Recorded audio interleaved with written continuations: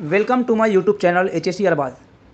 Today we discuss about hot work safety, in which see hot work hazards and hot work control measures.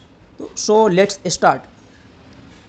दोस्तों इसमें आगे हम देखने वाले हैं इसका डेफिनेशन क्या होता है कि हॉट वर्क का डेफिनेशन क्या होता है। तो हॉट वर्क का डेफिनेशन आप कह सकते हो कि वैसा वर्क जिसमें सोर्स ऑफ इग्निशन का यूज़ किया गया हो उसे हॉट वर्क कहते हैं। यानी कोई भी ऐसा काम जिसमें सोर्स ऑफ इग्निशन का यूज़ हो उसे हॉट वर्क कहते हैं। अब इसके हम हज़ार्ड्स देखने वाले हैं।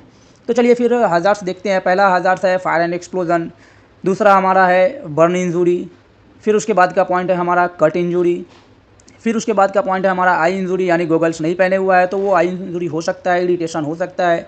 फिर उसके बाद का पॉइंट है हमारा इलेक्ट्रिक शॉक, अगर केबल मैनेजमेंट सही नहीं है, केबल कहीं से इंसुलेशन हटा हुआ है, वो भी एक हज़ार्ड है। फिर बैड केबल मैनेजमेंट है, यानी केबल बिलो लेके जा रहा है, वो भी एक हज़ार्ड है। फिर उसके बाद का हमारा डैमेज पीपी है, यानी पीपी प्रॉपर सही नहीं है तो वो भी एक हज़ार्ड है। फिर उसके बाद का पॉइंट हमारा इम्प्रॉपर हाउसकीपिंग, यानी हाउसकीपिंग मैनेजमेंट सही नहीं है तो वो भी एक हज़ार्ड है। फिर हमारा पॉइजनस गैसेज है, यानी जो उससे फिल्म्स निकलते हैं वो भी एक हज़ार्ड है। फिर हमारा आता है chipped price of weld metal, यानी जहाँ पे वेल्ड होता है वो सरफेस हॉट हो जाता है, उससे हमारा फिंगर जल सकता है। फिर उसके बाद नॉइज स्पार्किंग है, फिर उसके बाद एक्सप्लोरिंग स्कैटरिंग है।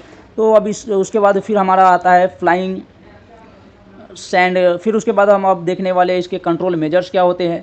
तो इसमें हमारा पहला है PTW, यानी परमिट टू वर्क। कोई भी वर्क स्टार्ट करने से पहले हमें परमिट लिया जाता है। फिर उसके बाद का पॉइंट है हमारा ऑथोराइज पर्सन, यानी जो भी कंपिटेंट पर्सन है हॉट वर्क करने के लिए वही सिर्फ हॉट वर्क करेगा। फिर उसके बाद का हमारा नेक्स्ट पॉइंट है एरिया वेरिफिकेशन, यानी हॉट वर्क करने से पहले हम एरिया को वेरिफिकेशन करेंगे। फिर उसके बाद का हमारा पॉइंट है इंस्पेक्टेड टूल्स टैकल्स, यानी जो भी हम इक्विपमेंट्स को यूज़ करेंगे वो इंस्पेक्टेड होना चाहिए विथ कलर कोडिंग। फिर उसके बाद का पॉइंट हमारा मेंटेन हाउसकीपिंग, यानी जिस भी लोकेशन में हम हॉट वर्क का वर्क करते हैं उसमें हमारा हाउसकीपिंग मेंटेन होना चाहिए ताकि जो भी फायर एंड एक्सप्लोजन होने वाले हैं वो सब रिड्यूस हो जाए। फिर उसके बाद का पॉइंट हमारा फायर वाचर। फायर वाचर हम इसलिए देते हैं ताकि जो भी हॉट वर्क होने वाले हैं वो एरिया को अच्छे से इंस्पेक्शन कर सके ताकि फायर होने का चांसेस कोई भी एक्सीडेंट अकर ना हो इसके लिए। फिर उसके बाद का हमारा पॉइंट है पर्सनल प्रोटेक्टिव इक्विपमेंट, यानी पीपी, यानी जो भी हॉट वर्क करते हैं उससे पहले हम उसको पीपीज देते हैं।